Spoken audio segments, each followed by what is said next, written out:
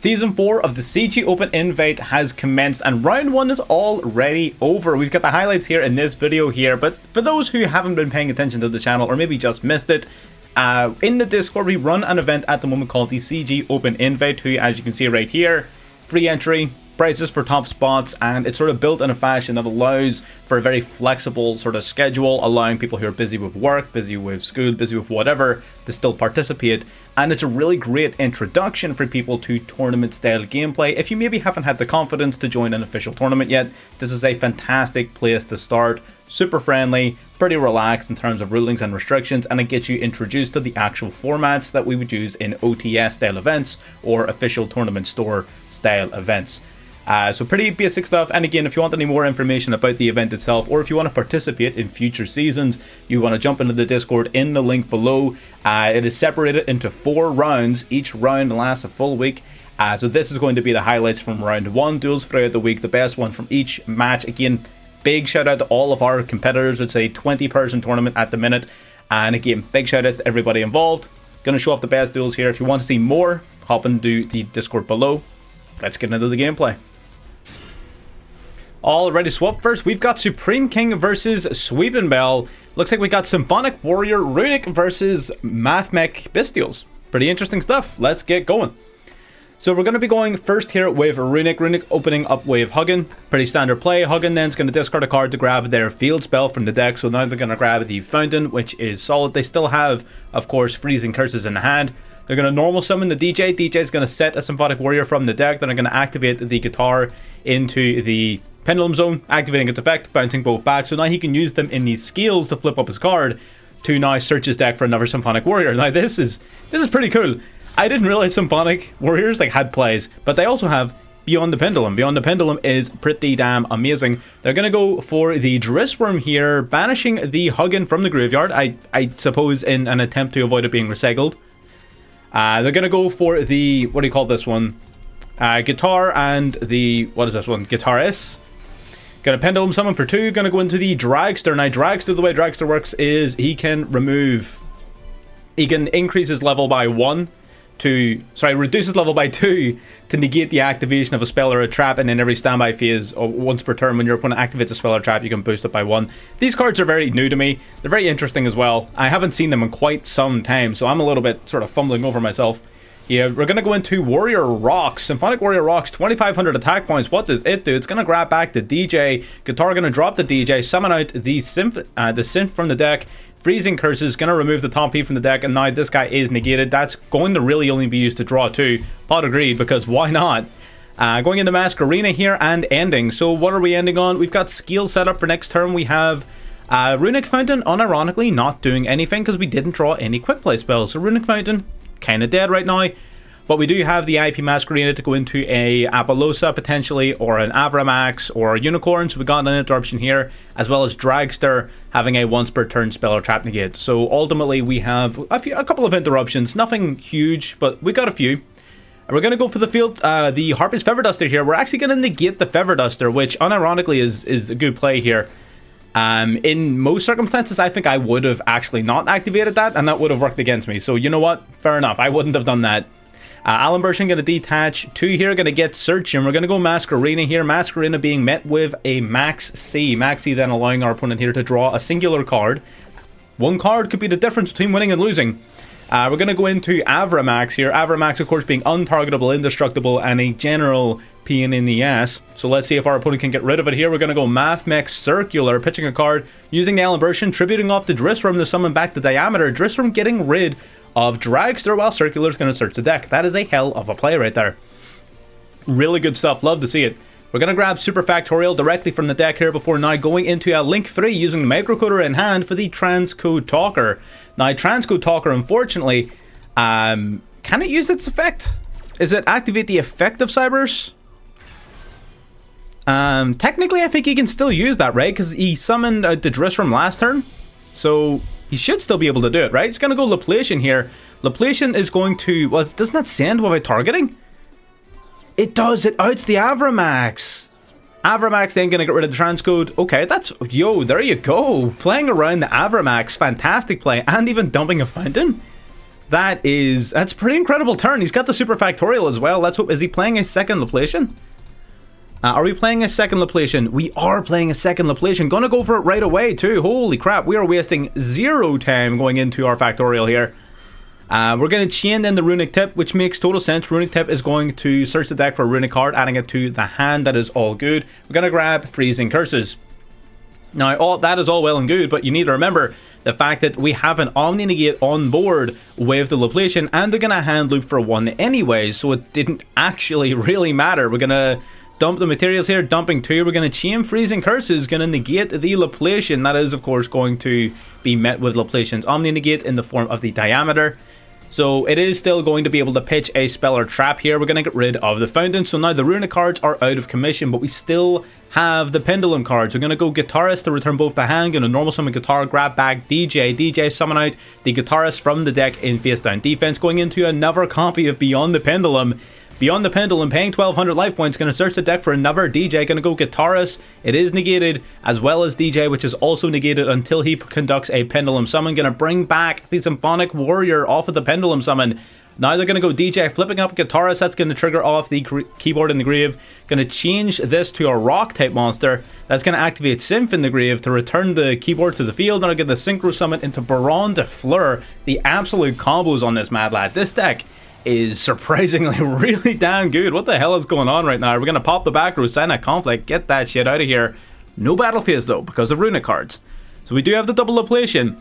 We need to see what exactly we have up our sleeves. They are going to go for the Sigma here. Sigma getting negated by the Apollosa. Now, what have we got in our extra deck to possibly go into? We got Splash Mage, we got Crystal Heart. I don't even know what Crystal Heart does. But we don't have a lot of great options, if I'm being honest with you. Splash Mage realistically seems like the only one. We're going to have to see. We're going to go Battle Phase, taking out the Apollosa. Makes sense. Don't need to be playing through those interruptions. We are going to be linking off into Splash Mage here. Splash Mage activating, grabbing back the Laplacian from the graveyard, but it's being met with Baron de Fleur. Baron de Fleur's effect, negating and destroying the Splash Mage. Was that a wise play? Only time will tell. We'll have to see. The Utopia package would have been really good there. That Utopic Trick of Future would have slapped in that exact moment. But the extra deck for Mathmech is super tight. Gonna pen someone out for 1. We're gonna go into the Merrymaker. Now this is a really cool play. Merrymaker into Sargas. Sargas then activates. Gonna grab Furion King Regulus from the deck. Furion King Regulus then summoning itself out to the field, giving him an Omni Negate on the board. 28, 28, 3k. Swinging for 28 per game. Swinging 28. And we're going to swing 3k for lethal damage. Excellent, excellent, excellent gameplay from both participants. Really unexpected win there from the Symphonic Warriors. Sweeping Bell takes a 2-1 victory in the match overall, but it was fantastically well played. All 3 games were very interactive. There you go. Alrighty, now this one's going to be showing off Yomo versus Silmo. So this is actually Andrew 3680 from the Discord and Silmo from the Discord. Silmo being the winner of Season 3 of the CG Open Invite, which is important to bear in mind here. We're playing Punk Furions up against Code Talkers. Pretty interesting stuff. Let's get going. We're going to go Xiamen, search for Deer Note off the bat. We're going to go Foxy Tune here, summoning out the Sharkusai. Sharkusai fusing the Deer Note and the Xiamen for the Rising Carp. Very interesting. We're going to go Rising Carp here, tribute it off. We're going to summon out Wagon and another Deer Note. So there you go. Wagon going to grab the Field Spell. Field Spell is busted. We're going to now Synchro Summon with these 2 into the Jam Dragon Drive. Jam Dragon pay 600, get Searching. Deer Note going to revive back the Xiamen from the graveyard. That means now, not only did they summon back Xiamen, they also get to grab any card they want off Jam Dragon. They're going to grab Spider, plus they get to draw 1 off the Field Spell. +1 into Regulus. Perfect. We're now going to banish Deer Note to summon Madame Spider. Madame Spider pay 600, grab the Dangerous Gabu. Dangerous Gabu just being a monster negate. And we're going to draw into Max C off the Field Spell. Exceed summoning into this little dork. What do you do? Detach a material from this card, then activate one of these effects, send a plant or a plant from deck to graveyard, basically, huh? Alright. Gonna detach 1, gonna send Borea. Borea then gonna activate in hand to target Borea on the field. We're gonna equip it on from the graveyard, special summon. We're gonna use its effect, sending it to the graveyard to grab the Disc Coliseum. That is pretty damn cool. I don't know if I would treat the Field Spell though. The Field Spell is pretty nutty. We're going to grab the Empress here. Empress summoning itself, equipping on Borea yet again before going into the Hope Harbinger Dragon Titanic Galaxy. That is a spell negate right there. Now we're also going to bring out Regulus, so that is an Omni negate. And this is a terrifying board. This is why P.U.N.K is so good, and why I don't understand why people aren't like crediting it. It is a fantastic deck. A lot of people do love it. Like, don't get me wrong, I'm not saying people are sleeping on it, but damn, this deck is busted. They've got bounce. Well, how many bounces did I get off their Amazing Dragon? 1, 2, 3. They get 3 bounces off the Amazing Dragon. They get a Spell Negate, an Omni Negate. They get the Cult Buy. They got Gabu. They got Battle Protection. They got Maxi. Man, this is disgusting. And Silmo, unfortunately, is going to have an awful hard time trying to play through this. We're going to go for Kodak here. Kodak getting sucked up by the Hope Harbinger. Royal Rare, by the way. Holy. Man's dripped out. What the hell? So now we're going to go for Lady Debug. Lady Debug on someone, going to search the deck for a Coder Monster. That is going to get negated by the Regulus. Interesting negate. Actually isn't going to pan out here because we've already got the Coder Monsters in hand. So we're going to link someone off with the Code Monsters. For anybody who doesn't know or hasn't seen Code Talkers in a little while, the Code Monsters in hand can be used as link material specifically for a Code Talker. So we're going to go into Code Talker here.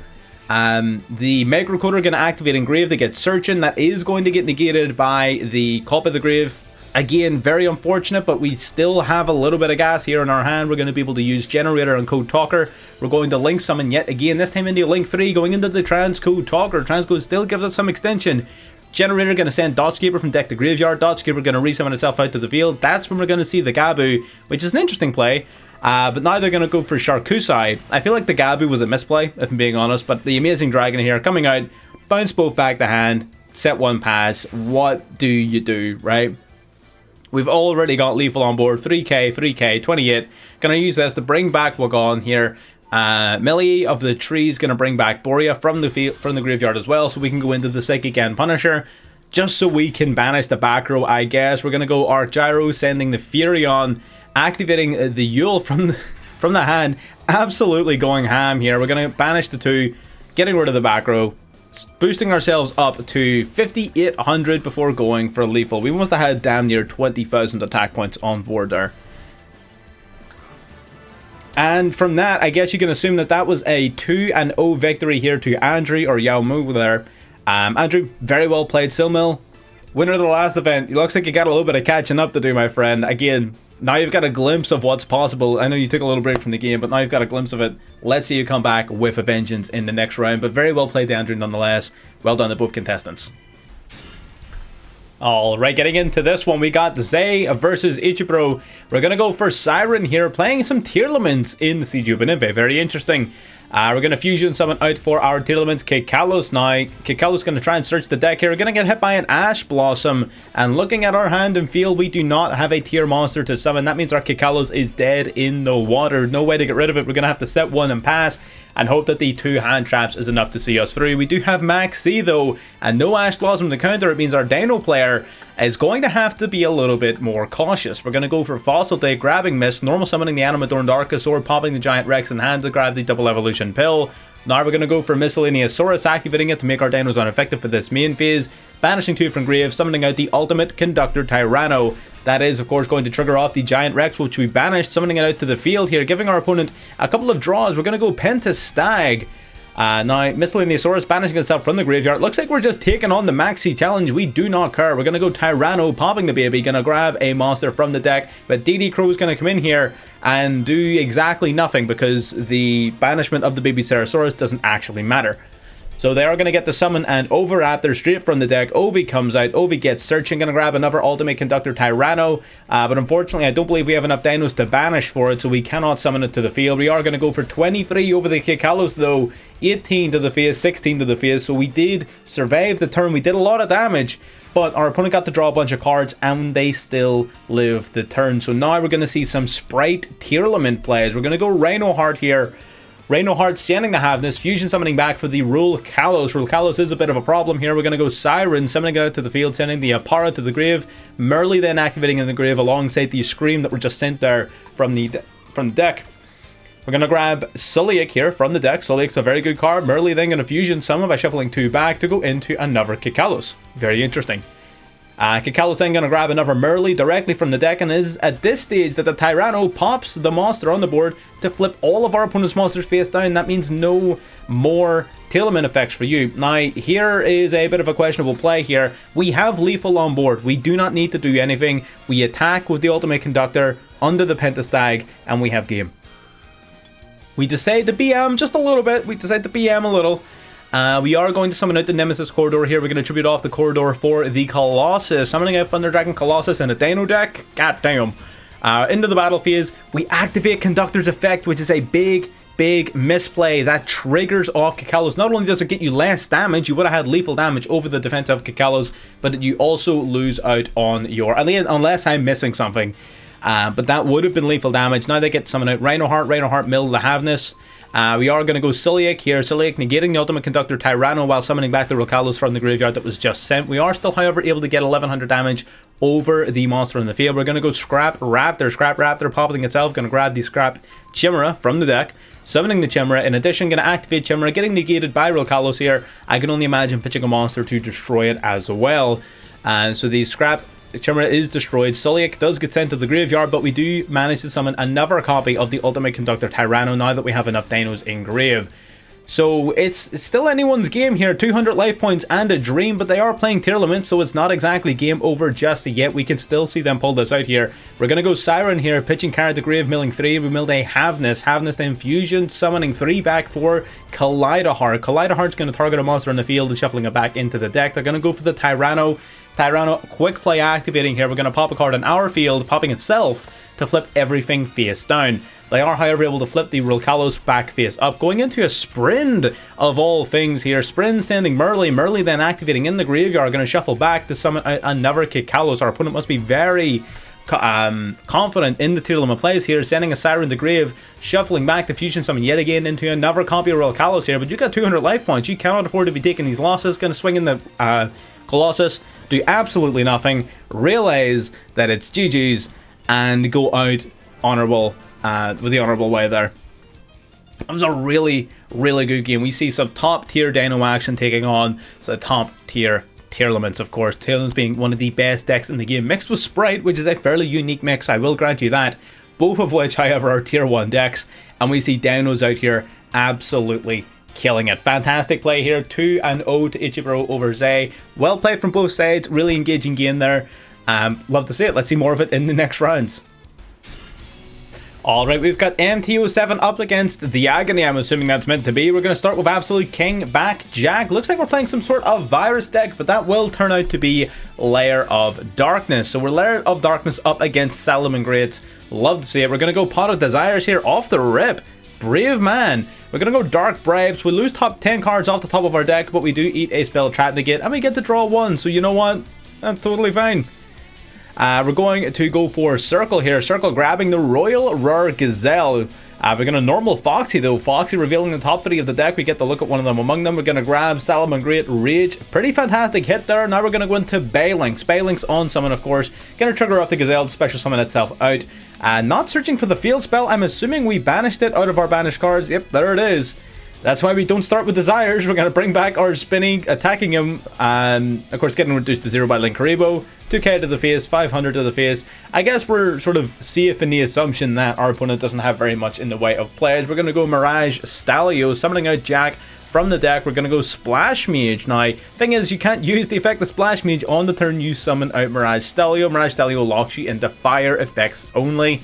Small misplay, but let's see if our opponent can actually get some gas going here. We're going to go Foolish Burial here, sending Diabolos to the graveyard. We're going to activate the effect of Arima the Wicked Warden here. I don't know about that one. I really think normal summoning the Arima would have been significantly smarter, but it doesn't matter because we do have the face down Salomon Great Rage, which would have been able, regardless, to pop whatever card he decided to summon. So that field spell is now gone. So the virus cards are sitting there, currently inactive here, and Salomon Greats has a fantastic opportunity to press for lethal damage here. We're going to go Splash Mage, bringing back Gazelle. Gazelle, of course, being negated by the Splash Mage. Spinny then resummoning itself from the graveyard as well, going into Transcode Talker, summoning it to the other Link Zone. We're going to activate its effect. bring back the Balinks, normal summon the Foxy. Foxy, get checking the top of the deck here. We're going to see if we can't grab ourselves another Salamangreat card. Unfortunately not. We're going to go Circle here, grabbing another Gazelle. Double Circle in opening hand is pretty nuts. We're going to go Access Code here. Access Code untargetable because of the transcode, boosting itself up to 5,800. Now, I would recommend for future reference, if you're watching this, Access Code Talker should always be the last monster in the chain to resolve. We're going to banish Splash Mage, get popping, banish Balinks, get popping. We don't have a fair banish, unfortunately. Luckily for us, though, that's not Mirror Forge. 28, 48. There you go. Whenever you're playing any sort of trap-based strategy, you're always sort of playing against your odds.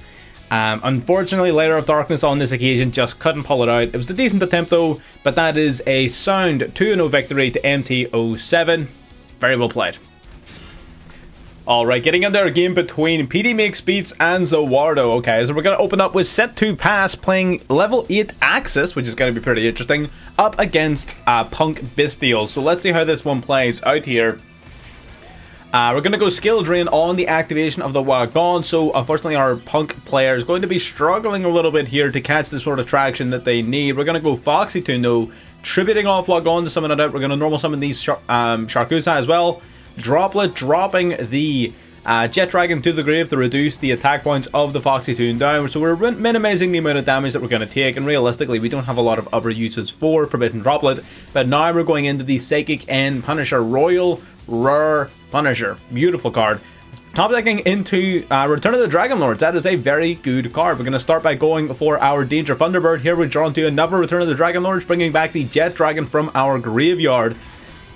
Now we're going to Exceed Summon using these two into the Safer Dragon, and we're going to rank the Safer Dragon up into the Galaxy Eye Safer Cross Dragon. Safer Cross Dragon being big enough to get up and over the Psychic End Punisher. That's 4k attack points, taking out the Punisher. Going into main phase 2, into end phase, passing back to our opponent. Let's see if they can draw something to help him out this beast, but unfortunately not. And there you have it. All of their cards were useless. You cannot use Gabu or Imperm under Skill Drain. You weren't going to be able to call by anything. There was nothing to hit with it. Sharkusai by itself just folds. Our opponent decided, you know what? Fair enough. They just decided that was enough. Very quick game here. I really wanted to show one of the other two games, but game 1 ended to timer, and game 2 of course was won by Zoardo. It was a 2-1 victory here to our friend Ankle Cheese, or P.U.N.K. So there you go. Again, very well played from both players. Interesting seeing level 8 Axis, not one that I was expecting to see in the tournament, but again, welcome surprise nonetheless. Let's hope we can build upon that strategy going forward and see a little bit more of it. Alrighty, now we've got our match between Chief Bust a Move and Creative Username. I'll let you figure out which one is which. We're going to start with Black Wings against P.U.N.K Bestial Thunder Dragon Pale Nonsense, the same sort of thing that P.U.N.K does, right? We're seeing a lot of P.U.N.K in round 1. It makes me think we definitely should have put it in Rogue, and we will not be making that mistake again, I assure you. We're going to go for Bora, Vata, and Orochi here off the bat. Vata sending itself plus the materials from the deck to the graveyard to bring out the Black Winged Dragon. Zephyr returning Orochi, getting banished off of the Drissworm. It sucks to suck, my friend. Your Zephyros is now banished. Now, unfortunately, no option other than to set 1 and pass. Bladed Forbidden Chalice, not a bad budget option for back row. Definitely not. We got the E-Telly, bringing out the Xiamen here. Xiamen gets Search, and we're going to pay 600 life points, getting hit by the Chalice. There you go. Budget, infinite, and permanence right there. Love to see it. Even increasing its attack points, which doesn't really do anything. Ogre Dance now going to drop itself to the graveyard, grabbing ourselves a Sharkusai, which we can now normal summon, since we have not yet normal summoned. We're going to go Rising Carp. Rising Carp activates, tributing itself to special summon any 2 P.U.N.K monsters from the deck. We're going to grab Deer Note and Xiamen into the Magical Dragon. Chaos Ruler on summon, going to check the top 5 cards of the deck, grabbing any light or dark among them and adding it to the hand, milling the rest, while Deer Note's going to revive back from the graveyard the Sharkusai that we just sent there. So we're going to check, there's a dark, there's Magnomet. Magnomet being a fantastic hit here. Thunder Dragon Hawk, of course, being a pretty good hit as well if we're only playing one, but if we're playing multiple, then that works just fine. We're going to go for the Psychic End Punisher here. Special summoning out the Magnomet by banishing the Thunder Dragon Dark from the grave. Dark then activating the search of the deck for another Thunder Dragon card. He could go for Roar. Roar then adding back the Hawk would definitely be a good play. Going for the Roar, the Royal Rare Roar. Try saying that 5 times fast. We're going to grab back the Hawk from the graveyard. The exact play I just said. That would be a good play, fair enough. Bringing back the Dark going for Chaos Ruler, banishing 1 light, 1 dark, bringing back the Chaos Ruler from the graveyard, level 8 3k beater. Now we're going to sacrifice our Dark for our Thunder Dragon Colossus, and just like that, look at this board. Going into the battle phase, boosting up the Punisher to 4700, 200 over the Blackwing Dragon, 800 over the Bora, and there you go, just like that, 25 and 47 for game. P.U.N.K is pretty strong. Yeah, it was a rough matchup for Blackwings there. It really was. It was a tough time. They didn't open up the resources they needed. Again, it wasn't a blowout. It was a 2-1 victory for Chief Bustamove, who was our P.U.N.K player, our Wu Wei, I guess it's pronounced. Yidis, of course, being creative username. By the way, I'm referring them to different names because that's their Discord names, by the way. I don't know if I clarified that in the intro or not. But either way, very good game to both players. Both players definitely fought their best. And you know what? Unfortunately, it just came down to P.U.N.K being too strong for Blackwing to handle. But nonetheless, very well played. Alright, now we've got Ace versus Omar. And this is going to be an interesting one. We've got Saber Dragon, Saber Dark versus Gene Raider, which is a very unique matchup. Can't say I've seen the Saber Dinosaur summoned during Master Duel before. So you know what? Fair enough. There's a first time for everything. Bringing out the 2500 light machine beater here. We're going to go for the, what's your name? I didn't even catch it, but we're going into the Phantom Fortress here, which basically allows us to banish a card once per turn. Detaching material, we're going to banish a random card from the opponent's hand. We hit the Saber Dark Cannon. That is huge. But let's see what we can top deck into. We are simply Zian Truesdale. Look at this hand. We've got Power Bond and 3 copies of Cyber Dragon. We are actually Zian Truesdale. Let's see what happens here. As a result, into the standby phase, in the main one, we're gonna go Power Bomb, fusing away the entire hand for the Saber and Dragon. Saber and Dragon, because it was summoned through the effect of Power Bond, gains attack points equal to its original attack points, up to 8,000 attack points, and it does piercing damage, which means if he attacks from a defensive position monster, he will deal the difference as damage to the opponent. Now, as cool an anime moment as that is, it is unfortunately rather easily shut down by the Gene Raider Utgarda. He does manage to crash into Cyber Dinosaur, but unfortunately that does not grant him a lot of favor, taking 4,000 damage as the steep cost of summoning out the Saber and Dragon off of the Power Bond. And just like that, it's game over. I had to show that game off purely because of the Saber and Dragon play more than anything else, but it is also a good demonstration of Gene Raiders. Shortly after this video, you're going to see my sorry attempt at playing Gene Raiders. I may just be doing something wrong because other people seem to be doing well with the deck, so we'll see. But either way, very well played to both contestants. Some really cool cards being played here. That's what it's all about. Alright, getting into our match between Vivan and Reinstra. Reinstra being a former champion on Crystal Beast, as well as Vivian here, newcomer to the Discord and very active member. This is going to be a very interesting game here. We're going to go Shield Bearer, discarding for Diane Furium here. This was the person who originally came up with the tech that we featured in our last Crystal Beast video, and it is pretty damn good. We're going to go Max C here on Diane Furium summon. It does not activate a chain link, so you cannot respond to it preemptively. Getting a free special summon out there. We're going to go into the Welcome Labyrinth, getting hit with the Ash Blossom here. Labyrinth versus Crystal Beast, and from the looks of it, Labyrinth is having a rough old time. Getting their Welcome Labyrinth negated is absolutely crippling here, but we are going to be able to go for the Crystal Beast Rainbow Dragon, banishing it to summon out the Cobalt Eagle from the deck, grabbing a Rainbow Dragon as well. That is going to start giving us draws here off of Max C. We're going to go Rainbow Bridge, grabbing Awakening of the Crystal Beast here. We're going to activate Awakening, revealing the Rainbow Dragon to grab a Rainbow Bridge of the Heart from the deck. We're going to activate Heart. Heart's going to basically activate its effect. Additional normal summon on the Pegasus, grabbing another Crystal Beast. We're now going to target to try and bounce back the big Welcome Labyrinth. Royal Rare, by the way, goddamn, which is going to be activated in response, summoning and returning the Lady. Going into the battle phase, 14, 18, and 18 to Vivan here. Crystal Beast taking an early lead. We're going to give them one last draw by summoning out Baguska. Now, Baguska is a pretty damn powerful monster when it comes to Crystal Beasts, of course. We're going to grab Miracle here as well. Miracle by popping the Pegasus. That's an Omni Negate right there. So, Crystal Beast definitely looking like they have the upper hand here. We are going to go Crystal Miracle here. We have to use it earlier than we were anticipating thanks to that Lightning Storm. But nonetheless, we're going to go for a Crystal Beast Rainbow Dragon getting destroyed to negate the Lightning Storm. Now we're going to go Ariana here, who cannot use her effect thanks to being switched to defense position. Now we're going to go Lady Labyrinth of the Silver, castle, summoning herself out as well. But because of Baguska, none of them can activate their effects. But what can be activated is the Eradicator Epidemic Virus, destroying spell cards. That is a huge problem for our Crystal Beast here, because all of our most powerful cards are spells. The virus is going to be a massively difficult wall to get over, and this Ariana, unironically having 2100 defense, is a major problem. We draw in the Lovely, which unfortunately doesn't do anything for us here. We do have the set Imperm, so realistically we are ready to start making plays here, but we're going to pop another draw from the Crystal Beast here. Crystal Beast cannot catch a break. We still got one more turn on the virus card before they're out of the woods. Baguska is going to vanish next turn here as well, so we've basically only got one last turn to survive, and we will not have Baguska for it, so we'll have to see if we can. We're going to go Imperm on the Baguska. We plan on making plays this turn. We're going to go Big Welcome Labyrinth, banishing it from the graveyard, returning Ariana, triggering off the effects of the Chandelier and of Welcome Labyrinth in the graveyard. Welcome Labyrinth setting itself back to the field, Chandelier adding itself back to hand. Now he can normal summon the Ariana. In addition here, going to grab the Coup Clock directly from the deck into the battle phase, taking out the Pegasus. Pegasus going to the back row. That is going to trigger Miracle as well, banishing it to take the Rainbow Dragon, placing it into the Spell Trap card zone as well. That's only really useful if we're playing a second copy of the Rainbow Dragon. We will have to wait and see. We're going to hit that Welcome Labyrinth with an Ash Blossom. You're not getting away that easily. We're ready with the follow-up here. And Vivan ending their turn. So they tried going for a big play. They really did. And you know what? It was definitely worth the attempt. We pop another draw off of Virus. There's no shot. Baguska gone. No plays. This is tragic. We're going to bring back Lovely here.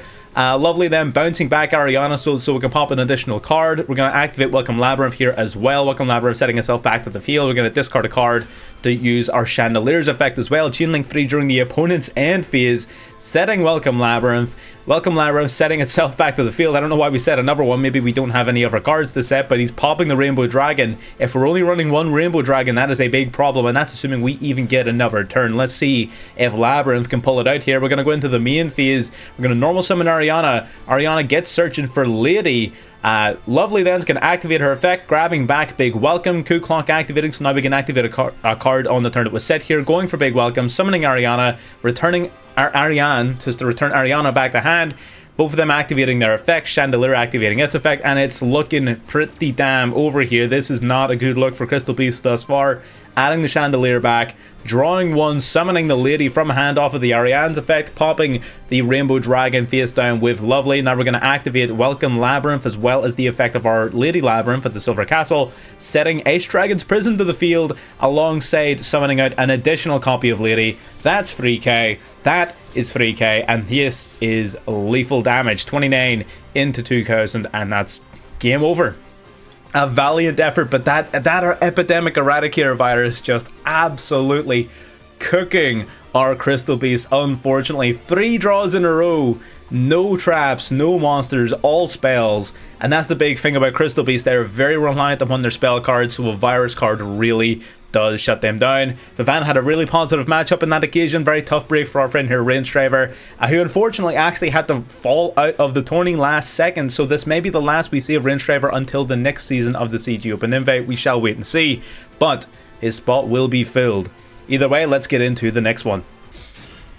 Alrighty, we've got 6CZ42 up against Mr. Dead Seed. Now, Dead Seed opening up, playing Sprite from the looks of it, but not having very much to do here turn 1, so they are going to pass. However, there's more than enough trap cards in their hand in order to make this a difficult turn to progress here. We're going to normal summon the Zoardo here. Zoardo getting hit with an Ash Blossom does make it rather difficult to proceed here. We're going to go Zombie World and going for Foolish Burial here to pitch the Ballardrock.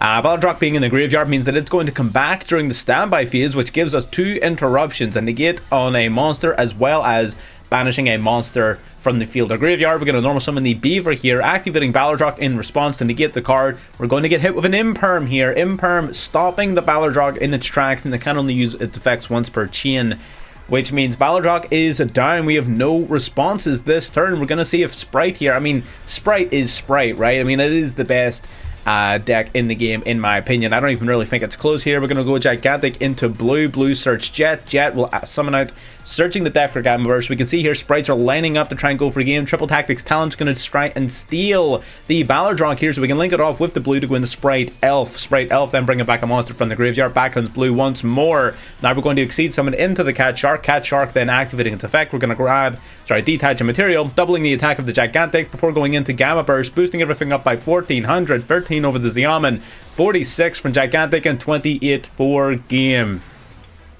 Sprite is Sprite. Very difficult one, even with the interruptions that we had there, playing through a couple of hand traps and some interruptions. Sprite still just being Sprite. So it is what it is. Very valiant effort here from 6CZ42. It was a 2-0 victory here to Mr. Dead Seed or Spring. Very well done to both participants. Alright, we've got Azsd more butts up against Lego Larry here. Plunder Patrol against Virtual World. We're going to start off with a Xiamen here. We're actually playing P.U.N.K Plunder Patrol, which is very interesting. This is a deck that we've seen in the Discord quite a while ago. It's been a hot minute though. We're gonna go for Golden Hair here, dropping a monster to hand to summon itself, summoning out the Black Eyes from the deck so we can go into Zoardo. Zoardo gonna target the Black Eyes in the graveyard, add it back to the hand to put itself in the Pendulum Zone, so now it's gonna return itself back to the extra deck to summon a light token to both players' fields. Now the way Plunder Patrol works, for those of us who are unaware, you can basically special summon out from your extra deck monsters so long as your opponent controls a monster of that attribute or has that attribute in the graveyard. So by giving your opponent a light token, you're enabling the summoning of one particular card, which is likely going to come up here in a minute. Here we're going to go Blackbeard, targeting itself to summon Plunder Patrol ship Lease. Lease being a light monster, so now it summons out, it's got a negate built in, it's pretty awesome. We're going to go Morek here, setting a card face down and passing. So what exactly does this board do? We're going to have to wait and see because I'm not an expert, but we'll see. At the minute it's just a negate, but we'll see. We're going to go Virtual World here, activating the Qinglong. Pretty standard looking hand here from Virtual World, but it is going to look a little rough here after they get negated and destroyed by the Lease. It's going to really limit the amount of players that they have. We are going to go Plunder Patrol ship. Plunder Patrol Helm, what was that? What one was that? Whitebeard? Yeah, that was Whitebeard that time. Whitebeard getting hit by Cult of the Grave there, banished and negated. Unfortunately, unable to resolve its effect here. We're going to go Qinglong. Qinglong banishing a monster from the graveyard to target the Morek, and I believe it negates its effect. Yes, it does. Now we've got the Plunder Patrol ship Captain summoning itself out thanks to the effect of Lease, which basically summons out one of the equipped monsters on the field. Blackbeard now activating its effect to summon out the Brawn. I believe we had a fire. Yes, the Ash Blossom gives us a fire for the Bran, summoning it out to the field off of the Blackbeard. Now we get to grab the Black Eyes here. Now Redbeard activating its effect in the grave to equip itself onto the Lease. Again, the way it works is Lease will basically just continually resummon your Blackbeard, and Blackbeard will then continually summon your extra deck monsters of the corresponding attributes, which just gives you a ton of advantage here. We are going to go for the Cross Out Designator against Maxi in response to being targeted by the Bran. Get destroyed. Or banished even, it's even better. We drop the Redbeard to do that. Redbeard then equipping itself onto the Morek here. And the way the Bran and the Morek work is Bran and Morek's effects. Basically, this guy pops back row or banishes back row. This guy banishes monsters. But they become quick effects if they're equipped with Plunder Patrol cards. So now into the battlefield, swinging in, taking out the token with our 3k attack. 4k from the Lease, 4k from the Bran. And there you go, Plunder Patrol's taking game against Virtual Worlds. Now that was a 2-0 victory here to our Azsd more butts over Lego Larry, but it was a really good attempt from both players. It's really interesting to see. My sinuses are backed up, by the way. Lego Larry employing not only Virtual World in his attempt at the tournament here, but also Magistus, which both of them were really cool strategies to see, and not really ones you see very often anymore. So I am looking forward to more matches like this one as the CG Open Invite Season 4 develops. Again, very well done to both players. Love to see it.